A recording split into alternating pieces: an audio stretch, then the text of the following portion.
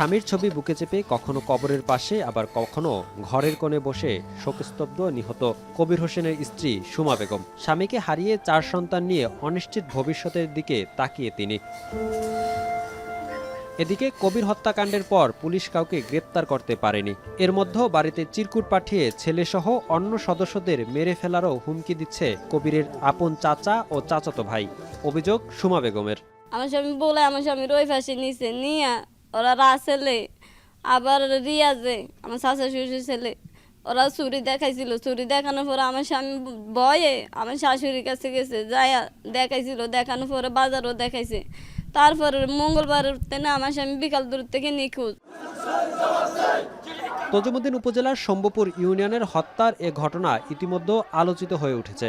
হত্যার বিচার চেয়ে বিক্ষোভ ও মানববন্ধন করেছে এলাকাবাসী। তাদের অভিযোগ, জমি নিয়ে বিরোধের জেরেই কবিরকে হত্যা করেছে তার চাচাতো ভাইয়েরা। আমার বাবাকে রিয়াজ রাসেল ওরা হুমকি দিছে।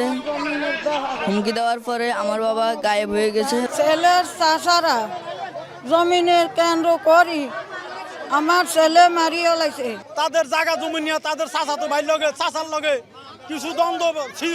আমাদের একটাই দাবি, এই খুনির ফাঁসি চাই এবং কবিরের যে ফ্যামিলি আছে তাদের নিরাপত্তা চাই।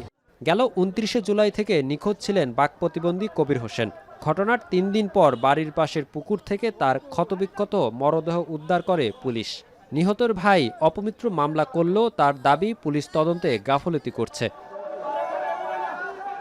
আর পুলিশ বলছে মৃত্যুর রহস্য উদ্ঘাটনে তদন্ত চলছে। তদন্ত সাপেক্ষে আইনি ব্যবস্থা নেওয়া হবে। আমাদের প্রত্যেক যে ডকুমেন্টারি আমাদের কাছে লিপিবদ্ধ আছে, এখানে আমরা যাই করতেছি কিনা সেটা আমরা ডকুমেন্ট রাখতেছি। এটা গুরুত্ব সহকারে আমরা তদন্ত করতেছি। হত্যাকাণ্ডের পরই পলাতক রয়েছে নিহত কবিরের চাচা ও চাচাতো ভাইয়েরা। ইমতিয়াজুর রহমান, এখন ভোলা। সানবিট সব দিবে সামাল। সানবিট ম্যাজিক প্রেস ডিশওয়াশিং এর মাথা ঘোরানো সলিউশন।